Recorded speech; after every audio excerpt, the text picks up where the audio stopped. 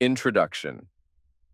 You are now listening to a portrait of the artist as a young man by James Joyce, retold in a modern and engaging audiobook style. This version simplifies the complex language of the original while retaining its spirit, detail, and narrative depth. We follow Stephen Dedalus, a young man growing up in Ireland, as he navigates childhood, religion, family, art, and identity. Through his story, we explore not only his personal transformation, but also the societal forces that shape and challenge him. Let's begin. Chapter 1. It all began in the soft, dreamy haze of childhood, where sounds were songs, faces were warm mysteries, and the world was made of stories. Stephen Dedalus was just a little boy then. A gentle, whimsical tale his father would tell him often danced in his memory. A story about a moo cow coming down the road and meeting a nice little boy named Baby Tuckoo. That boy was Stephen, of course. And the moo cow? It walked right past the place where Betty Byrne lived, the woman who sold lemon platt candy. That sweet memory lived in his mind like a lullaby. His father's face was one with a hairy beard and spectacles, always seen through the frame of a glass, and his mother smelled of warmth and piano music, far nicer than the strange rubbery oil sheet they put on the bed when he wet it. She'd play the sailor's hornpipe, and Stephen would dance in delight to her cheerful melody while Uncle Charles and Dante clapped along. Dante was a strict, smart, older woman, always tidy, always holding fast to her beliefs. She had 2 hairbrushes in her cabinet, one velvet maroon for Michael David and one green for Charles Stewart Parnell. These weren't just hairbrushes, they were symbols of loyalty in the divided politics of Ireland at the time. Stephen would get a sweet, a cachu, whenever he brought her a piece of tissue paper. In those early years, everything was big and confusing. Other families had different rules, different faces. The Vances, who lived nearby, had a daughter named Eileen. Stephen thought maybe he'd marry her when he grew up. But one day, after refusing to apologize for hiding under the table, Dante warned him with a haunting chant. Apologize, pull out his eyes. A rhyme that chilled him with fear and mystery. School was a different kind of confusing. Stephen was sent to a Jesuit-run boarding school called Clongowas Wood College, a place of rules, rituals, and rough boys. There, he often stayed on the edge of games, small and unsure among louder, stronger boys like Rhodey Kickham, who was respected, and Nasty Roach, who was not. Nasty Roach had once mocked his name, asked if his father was a magistrate, and sneered when Stephen called him a gentleman. These moments left him cold and alone, literally too, as he shivered in his ill-fitting school uniform. The loneliness continued through everyday rituals, the taste of weak tea, the wet feel of damp tablecloths, the strange words of the older boys. He missed home, the warmth of his mother's lap, the security of her embrace. When the older boys mocked him for saying he kissed his mother goodnight, Stephen didn't know how to answer. He said he did, then he said he didn't. Laughter erupted either way. He was learning how quickly innocence could be turned into shame. He began to realize how strange and layered the world was. Like the old man in the bathroom who washed his hands and then pulled the plug, making the water gurgle down with a sound like suck, or the prefects who could joke with the boys one minute and discipline them the next. Even the chapel, dark and holy, had its own rhythm of responses and candles and marbles that reminded him of the sea. At night, as he knelt to pray, fear and imagination gripped him. He feared dying in his sleep and going to hell. He feared the ghosts that supposedly haunted the dark corners of the castle. But he prayed fast, tucked himself tightly into his sheets, and found some comfort in the repetition of words. God bless my father and my mother and spare them to me. Home, when it finally came for the holidays, was full of music and smells. Roast turkey, candles, holly, and a Christmas dinner full of adults and undercurrents. That dinner turned into a storm of political argument. Parnell, a fallen Irish leader, was the center of it all. Mr. Casey passionately defended him. Dante just as passionately condemned him. Voices rose, insults flew, and the air grew hot with old wounds. Stephen didn't understand it all, but he felt its power. And when Mr. Casey broke into sobs, crying for Parnell, "My dead king," Stephen saw the cost of loyalty and loss etched into the faces around him. Back at school, news of students running away spread like wildfire. It wasn't clear at first why they fled. Whispers of stolen wine, scandal, and secret punishments filled the air. Some boys were caught and flogged. Others, like Corrigan, chose the cane over expulsion. And the punishment itself, the fear of it, the sounds, the shame, loomed large in Stephen's imagination. Then came the moment that would change everything. Stephen, having genuinely broken his glasses, had been excused from writing. But one day, Father Dolan stormed into the classroom, saw him idle, and without listening, assumed it was a trick, an old schoolboy ruse. And then, in front of the entire class, he was publicly and painfully beaten on both hands. The shame burned hotter than the pain. Stephen felt humiliated, wrongly accused, betrayed by authority. The class was outraged. Even the boys who teased him saw the injustice. They urged him to report it. At first he was scared. What would the rector say? What if it backfired? But deep down, he knew it had been unfair. So, trembling but determined, he did something brave. He walked up to the rector's office alone, and he told the truth. The rector, kind and surprised, listened carefully. He assured Stephen that Father Dolan must have misunderstood and that it wouldn't happen again. When Stephen came back outside, the boys gathered around him, desperate to know what happened. And when he told them that the rector had taken his side, they erupted in celebration. Caps thrown in the air, voices raised in cheers, lifting Stephen up on their shoulders. For a moment he was a hero. And as the soft gray evening settled around the playing fields, Stephen felt something he hadn't felt in a long time. Freedom. Not pride, but a deep, quiet joy. A sense that maybe, just maybe, he had the power to stand up for himself in a world that often didn't understand. Chapter 2. The days had slowed to a gentle rhythm, and young Stephen Dedalus found himself caught in a summer of strange companionship and quiet transformation. Uncle Charles, with his crusty old hat and pipe stuffed with villainously strong tobacco, had become his morning partner. The man's routine was almost sacred. Brush his back hair, polish his tall hat, and retire to the outhouse at the end of the garden, which he fondly called his arbor. There, sharing the space with gardening tools and an indifferent cat, he smoked in peace while humming old Irish ballads, songs of golden hair and the groves of Blarney that drifted upward with the smoke, vanishing into the bright air. Blackrock in the summer seemed like a quiet world apart from all things unpleasant. Uncle Charles walked the streets with Stephen, picking up groceries and slyly slipping apples and handfuls of grapes into his grandnephew's hands, justifying the gifts with a barked, "They're good for your bowels!" Shopkeepers smiled with restraint, but Uncle Charles did as he pleased. Sometimes they stopped at the park, where Mike Flynn, a relic of his father's past, waited to time Stephen's awkward lapse.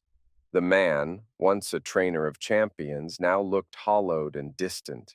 with a face that seemed lost in the haze of memory and tobacco smoke. Stephen ran as he was told, limbs flailing in unnatural rhythms, his mind wandering to the pity he felt for Flynn's faded glory and tired blue eyes.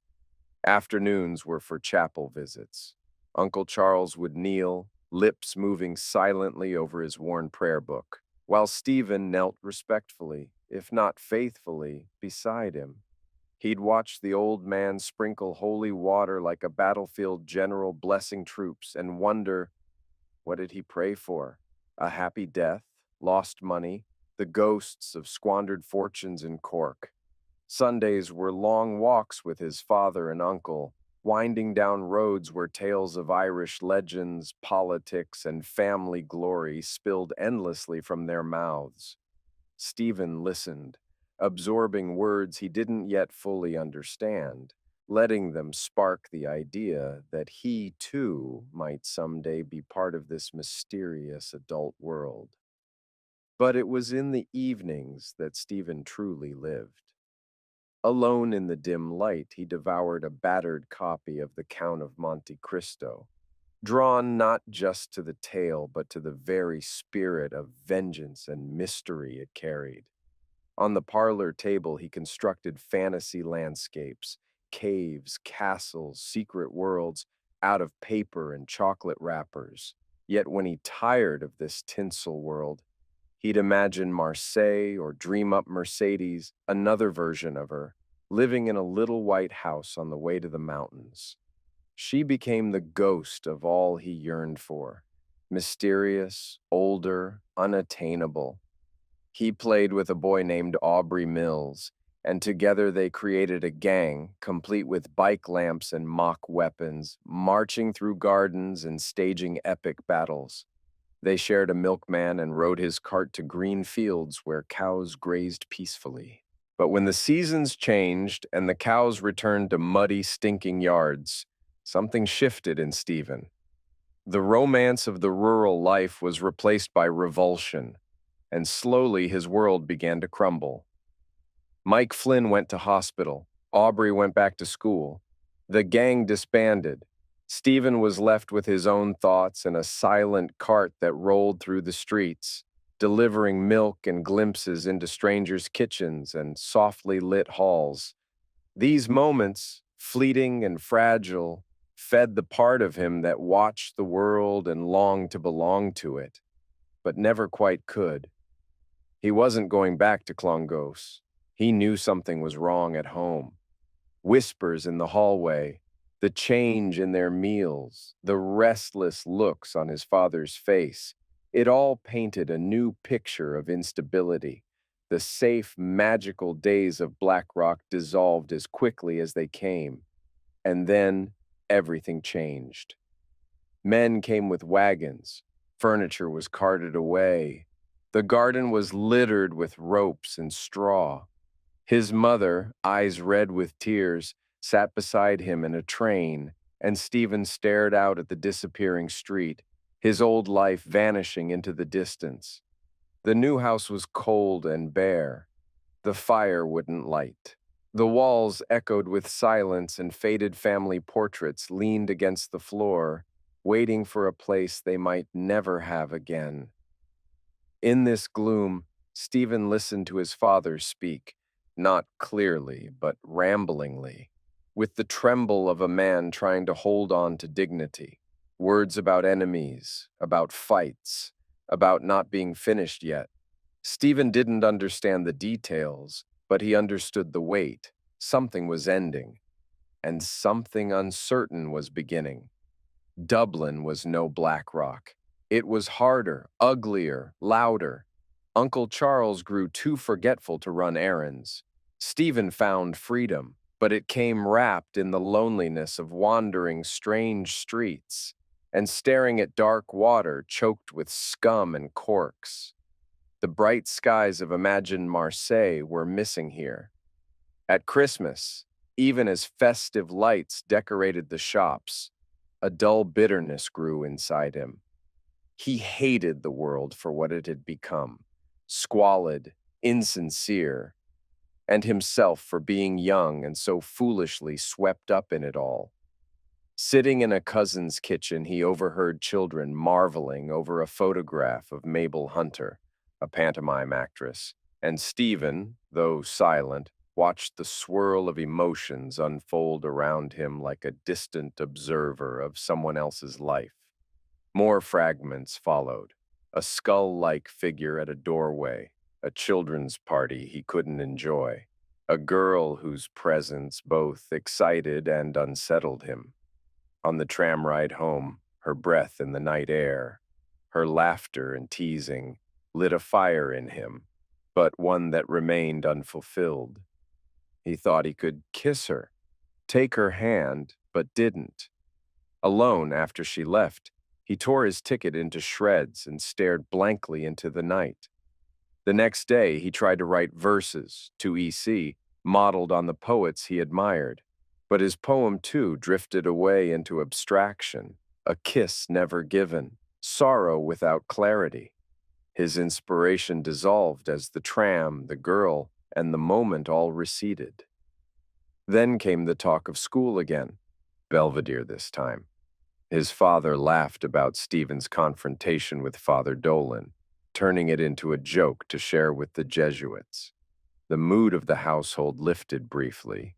A play was coming up, and Stephen had the lead, but he couldn't escape the self-consciousness of being watched, judged, admired, especially by her. She would be there. He rehearsed, played his part. The theater glowed with excitement, but even amid the laughter and applause, Stephen remained divided, part performer, part wanderer, still looking for meaning. Outside the school, the boys smoked and joked. Heron, his rival, his comrade, teased him about the girl who might like him, and Stephen didn't rise to the bait. He remembered Heron's cane striking his leg, remembered being pinned against a barbed wire fence once, told to admit that Byron was no good, and refusing. He remembered the sting of blows, the laughter, the humiliation. But now? He felt no malice. Those moments had become fragments, like distant echoes fading behind glass. Later, he walked through Cork with his father, listening to tales of old friends and youth now gone. They visited classrooms, heard local accents, saw faded initials in old desks. Stephen felt detached, observing all like an outsider, an alien in his own lineage. He tried to bridge the gap, to shower his family with gifts when prize money came in, to organize dinners, lend coins, invent systems of order and unity, but none of it held. The wave of life broke over all his efforts. His commonwealth collapsed. And then came the deeper fall. Shame, lust, restlessness. In the dark, Stephen wandered through filthy streets, driven by a need he couldn't name. He longed to sin, to be held, to be known, not with innocence, but with abandonment. He gave in to it. A woman in pink called him Willie Dear and drew him into her warm room. And there, with her gentle arms around him and her kiss soft upon his lips, he surrendered to the night, not with guilt or resistance, but with trembling joy. For in that moment, held by a stranger, Stephen Dedalus felt strong, felt chosen, felt perhaps for the first time alive. Chapter 3. The sky had already given up. Evening collapsed early, folding itself into the city like a worn coat pulled over tired shoulders. Inside the schoolroom, Stephen sat near the window, his stomach growling, his body aching for food. He dreamed of dinner, hearty stew thick with peppered gravy, soft carrots, bruised potatoes, and generous chunks of mutton. His hunger spoke plainly. Eat, fill the void. But outside, something darker stirred. The streets were transforming. Lamps flickered to life in the red light district, casting their greasy glow on worn brick and muddy sidewalks. Stephen, gripped by both dread and excitement, imagined himself moving through those streets, circling, always drawing nearer. He would drift past the women, waiting lazily in doorways, their hair pinned back, their perfume sweet and sinful. His mind battled itself, desire igniting one moment, shame slashing through the next. Their whispers floated in memory. "Hello, Bertie. Any good in your mind? Fresh Nellie's waiting on you. Coming in for a short time, darling?" Yet as Stephen pursued the forbidden call, his senses remained sharp. He noticed everything: the frothy ring left on a beer glass, a photograph of soldiers, the crude posters of cheap theater shows. And while he chased desire, he felt wounded by the vulgarity of it all. Back in the schoolroom, he stared down at the page of his scribbler.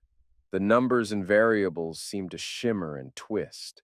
An equation unfolded like a peacock's tail, stars and eyes blinking in and out of existence. They opened, they closed. They were the birth and death of galaxies in his weary imagination. He drifted to poetry, Shelley's lines about the pale, wandering moon. A whisper of music accompanied his thoughts, drawing him outward into the stars and inward into the dark core of his soul. He had sinned, not once, not twice, but again and again, mortal sins, and yet nothing in his body or soul felt broken. Instead, he found a strange peace in the aftermath. His devotion had faded. His guilt, though heavy, was muted by pride. He couldn't pray. How could he? He lusted for his own destruction. On Sundays, he passed by churchgoers with hollow indifference. He saw their piety as cheap and theatrical. The smell of cheap hair oil on their heads was more pungent than their prayers were pure. And yet, there it was, his scroll of honor from the sodality of the Blessed Virgin Mary, hanging like a quiet lie in his bedroom. Each Saturday, he knelt before the altar with other boys, his voice leading their prayer responses. His words were smooth, his tone veiled, but it was performance. He was an actor wearing the mask of faith. Still, the imagery of Mary stirred something in him. Her emblems, frankincense, spikenard, the late blossoming tree, clutched at his imagination. He thought of her not with fear, but with quiet reverence. If anything ever led him to repentance, it wouldn't be fear of hell, it would be the desire to be her knight. The master's bell rang. Lessons continued. One of the boys whispered, "The rector's coming." That meant the rest of the hour might pass without study. A few of them cheered quietly. Stephen listened to the casual chatter, the mild chaos of boys barely restrained. Then Father Arnold entered and addressed the class. A retreat would begin. 3 days of silence and prayer in honor of St. Francis Xavier. The priest's voice filled the room with reverent calm. He spoke of Francis Xavier, his noble birth, his mission to convert the Indies, his tireless journey across continents, baptizing thousands, a soldier of God, a martyr for souls. Stephen felt his heart curl inward with dread. The retreat meant sermons, heavy, soul-piercing words. The priest reminded them of their one true purpose, salvation. What good was the world if you lost your soul? And then, death. Father Arnold painted death in vivid detail. The coldness creeping into limbs, the body stiffening, the lungs gasping. And beyond that, judgment. The soul naked before God, unable to hide. The soul flung into hell or purgatory or maybe heaven. And not just personal judgment, universal reckoning. Doomsday, the stars falling, the angel's trumpet, God arriving in glory, separating the saved from the damned. Stephen trembled. Every word landed with the weight of finality. "Depart from me, ye cursed, into everlasting fire." The imagery scorched his imagination. He saw not just his sins, but their grotesque consequences. He saw leering goat-faced demons in stinking fields, winding their reeking tails through the weeds. He saw the packets of dirty pictures he'd hidden, the shameful letters he'd written and tossed into shadows. He imagined Emma if she knew how he'd sullied her name in his thoughts. Shame swept over him like fire. He needed to confess, but not here, not in the college chapel. He wanted to kneel alone, away from the eyes of classmates. He begged God not to be angry if he chose another place to speak his shame. The next sermon came, and with it, the preacher's description of hell. Not symbolic hell, but literal hell. 4,000 miles thick walls, burning brimstone, choking darkness. No space, no air, no light. Torment from within and without. Worms boring through eyes, burning from the inside out. Fire that preserved while it destroyed. Stephen felt every word in his bones. Even the devils turn away in disgust from your sin.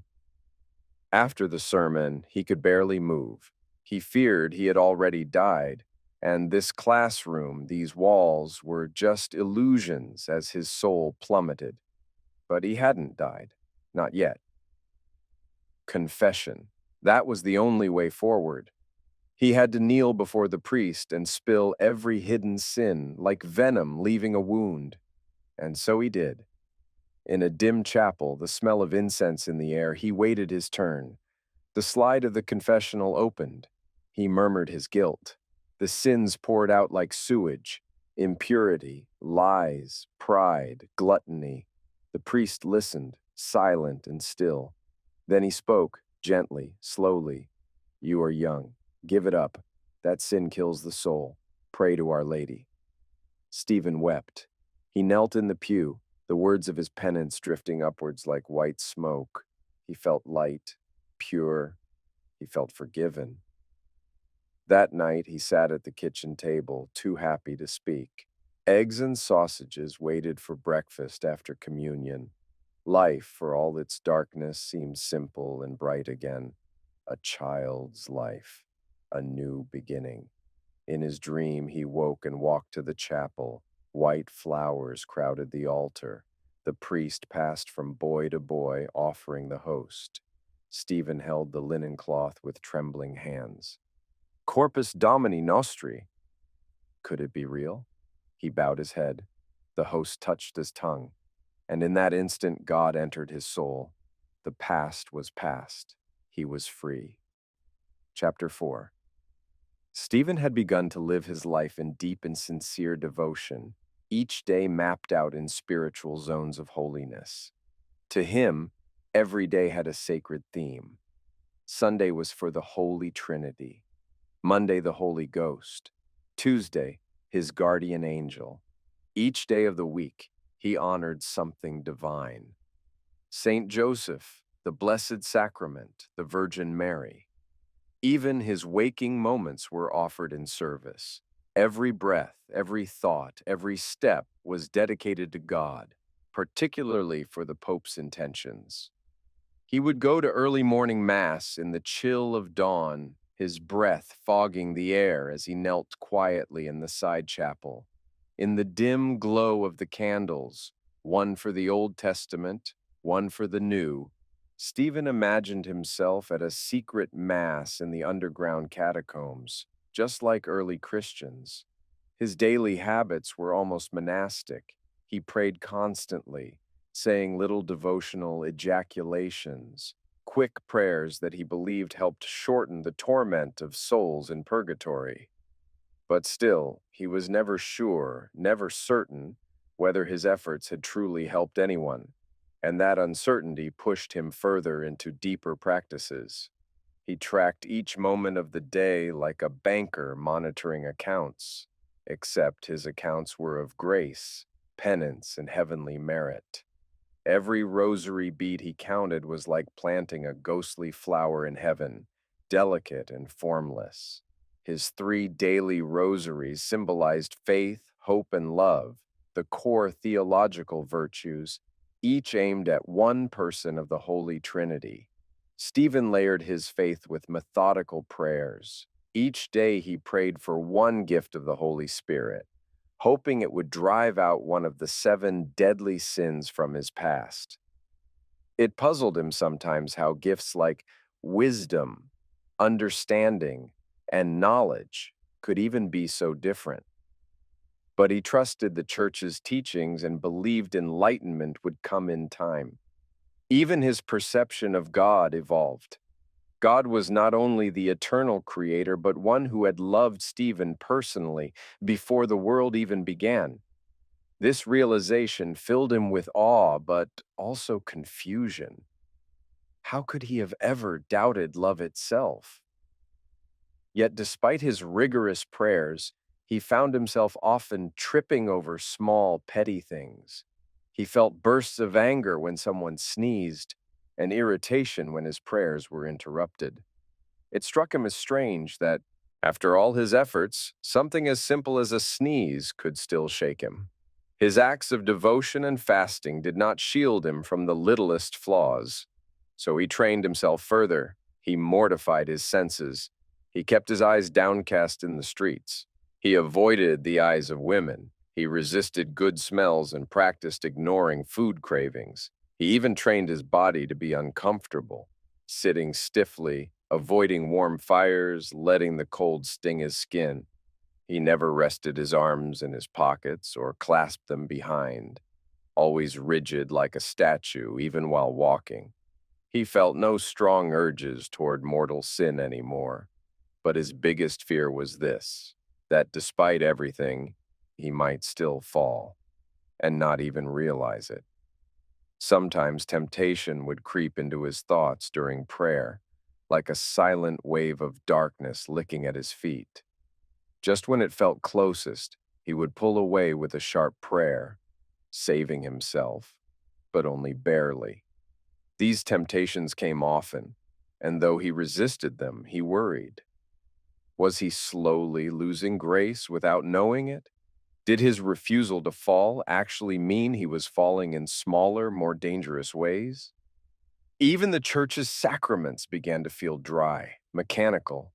His confessions became mere recitations of tiny faults. Receiving communion didn't stir his heart like before. Ironically, it was during his silent spiritual communions, when he only imagined receiving Christ, that he felt the most moved.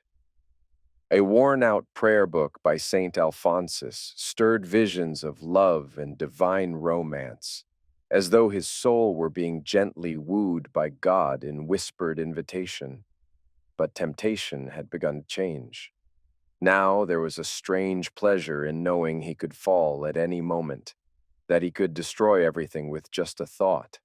It thrilled him, yet each time he pulled away. Still, the thrill remained. One day a priest summoned Stephen to speak. The priest, gentle and formal, discussed light things first: Belgium, friars, habits, and cycling. But slowly the conversation deepened. Then came the question, have you ever felt that you had a vocation? Stephen hesitated. Yes. No. He had thought about it before, hadn't he? The priest gently made his case. If God was calling Stephen to be a priest, it would be the highest honor. Not even kings or saints had the power a priest had. The ability to forgive sins, to cast out evil, to summon Christ to the altar in the form of bread and wine. It was an incredible gift, and Stephen had imagined it often, himself in robes, silent and humble, holding the chalice, swinging the incense, performing sacred rites, but always in the background. He never liked the center stage. He listened, respectful and still. The priest's words felt like his own secret desires being spoken aloud, but something in him resisted.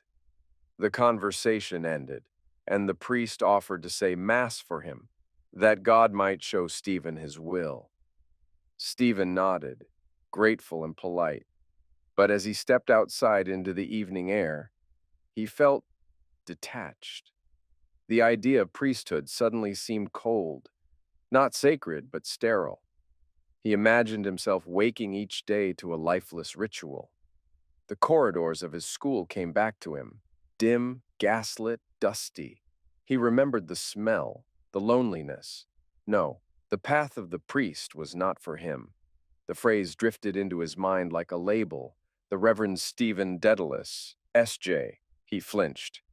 That wasn't who he was. That wasn't who he was becoming.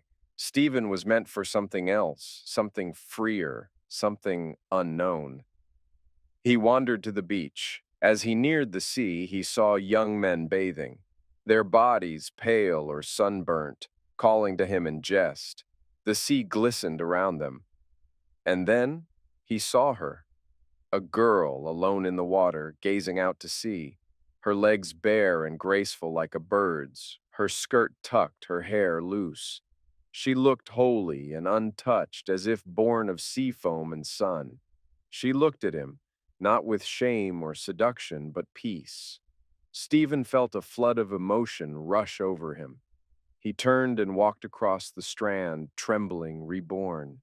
He felt the fire of art, of life, of wild joy. This was the calling he had ignored, not the altar of sacrifice, but the altar of creation. Her presence was a symbol, a revelation, an angel of flesh and salt and beauty. He ran along the beach, laughing inside. The ecstasy in his chest burst like a song he couldn't sing aloud. He had been delivered, not from sin, but from stagnation. This was his destiny, to live, to err, to rise, to fall, and to create again. He lay down, exhausted by rapture.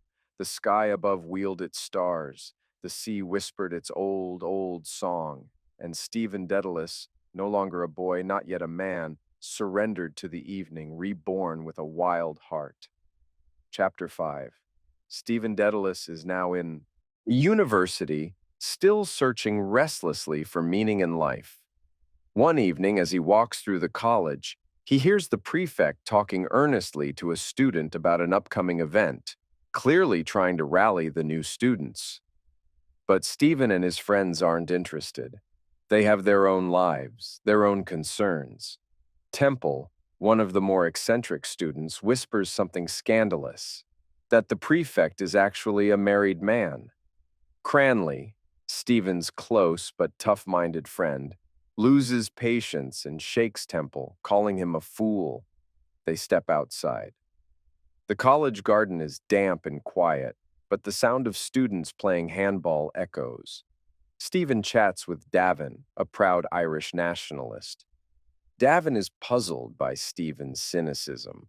He wants Stephen to embrace his Irish heritage, learn the language, be part of the national cause. But Stephen refuses. He doesn't want to be tied down by nationality, religion, or tradition. Ireland is the old sow that eats her farrow, Stephen says coldly. They argue, but Davin doesn't fully understand Stephen's need to break away from all that's expected of him. Later, Stephen and Lynch, another student, light cigarettes and begin a deep discussion about art and beauty. Stephen tries to define what makes something truly beautiful, not just physically, but spiritually and emotionally. He talks about three essential qualities of beauty. 1. Wholeness. You see the thing as a complete unified image. 2. Harmony. All parts of the image are in balance. 3. Radiance. The object shines with its essential whatness, the truth of what it is. Stephen's passion burns. He's trying to understand how the soul connects to beauty, how art can move people beyond desire or disgust and into a pure state of appreciation. This is his own artistic awakening. To create the uncreated conscience of my race, he dreams. To forge something new, something bold. Later, Stephen walks through Dublin. A light rain falls. He sees a girl he once loved. Her presence stirs memories and emotions, regret, longing, bitterness. He recalls their moments together, the songs he sang at her piano, the carnival dance where their hands touched briefly. He writes a villanelle, a poem of love and disillusionment, full of passionate, rhythmic lines. Are you not weary of ardent ways, lure of the fallen seraphim? Tell no more of enchanted days. These verses pour from his soul, an outcry of beauty and heartbreak. The next day, Stephen talks again with Cranley. They discuss religion, his mother, and whether Stephen will obey her wish to take communion during Easter. He refuses. I will not serve, he declares, echoing Lucifer's proud defiance. Cranley challenges him. Is he prepared to live alone, to lose his family, his friends, to be misunderstood and possibly unloved? Stephen quietly answers, I will take the risk. He's resolved now. He will leave Ireland, not in anger, but to pursue a different kind of life, one led by freedom, by creativity, by his own voice. Welcome, O life.